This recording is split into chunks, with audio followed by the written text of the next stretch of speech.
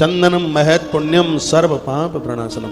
मार्गशीर्ष का महीना है, जैसे कार्तिक में रोज आपने भगवान को तुलसी चढ़ाई है, इस मार्गशीर्ष में पूरे महीना आंवला की पूजा करना और भगवान को चंदन रोज चढ़ाना। दिया तो जलाना ही है, चंदन जितने भी मुझे सुन पा रहे हैं सुन लीजिए। आंवले की पूजा नित्य, रविवार के दिन उसमें पानी मन सींचिएगा आंवले को। वैसे आप बंधन कर सकते हैं, परिक्रमा कर सकते हैं। जी आंवले की कितनी परिक्रमा करनी चाहिए? आंवला की परिक्रमा 4 लगती है, आंवले की 4 परिक्रमा लगती है और सब आपके पुण्य अक्षय हो जाएंगे।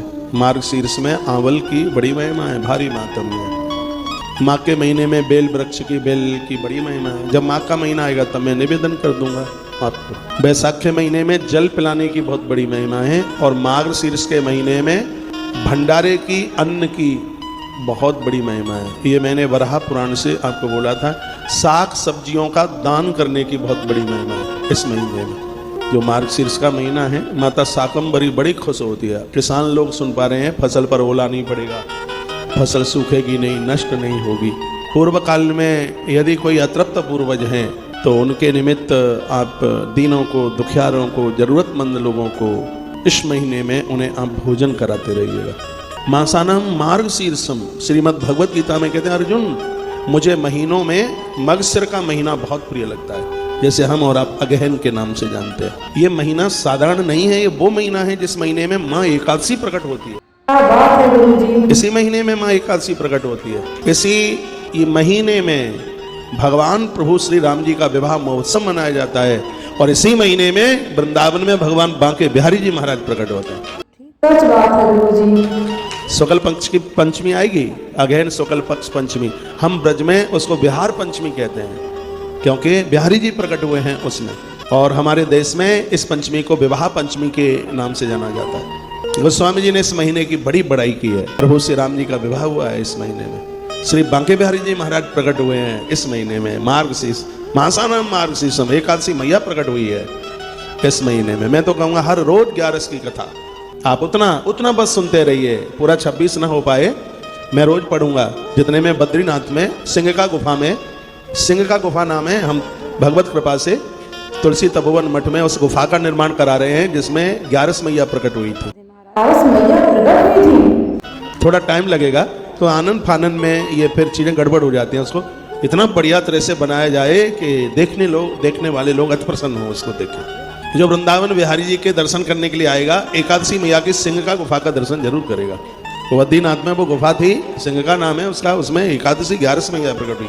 तो एकादशी मैया की जो प्रकट की कथा है, उत्पन्ना एकादशी की, इसको रोज पढ़िए, पूरा 30 दिन पढ़िए। मैं तो आपके पक्ष में हूँ, वही बात आपको बताऊंगा जिसमें पुण्य बढ़े।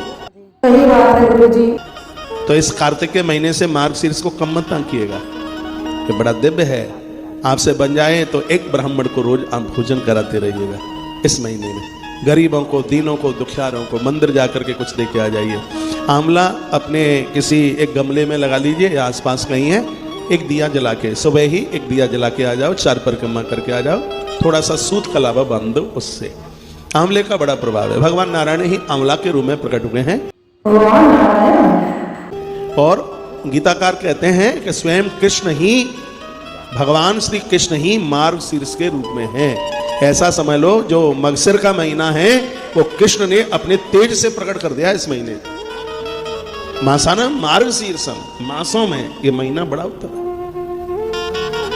जैसे पिछले महीने में दीपदान की बड़ी महिमा थी, तुलसी पूजन की बड़ी महिमा थी, इस महीने में भगवान को चंदन चढ़ाने की, चंदन लगाने की या चंदन के पानी से भगवान को स्नान कराने की बहुत बड़ी महिमा है। चंदनम महत पुण्यम सर्व पाप प्रणाशनम। चंदन तो महान पुण्य देता है, सभी पापों को जला करके राख कर देता है। आपसे हो जाए तो आंवले की लकड़ी पर रोज ओम नमो भगवते वासुदेवाय इस मंत्र से आहुति डालिए, हवन कीजिए आंवल की लकड़ी पर। हाँ, रविवार को छोड़ करके एक आंवला रोज खाते रहिए। डायबिटीज नहीं है तो मीठा आंवला भी चलेगा, नहीं तो मीठा मुरब्बा खाओगे तो डायबिटीज बढ़ जाएगी, उसमें मिठासता ज़्यादा है। आंवल इस महीने में बहुत विशेष है, दिव्य है।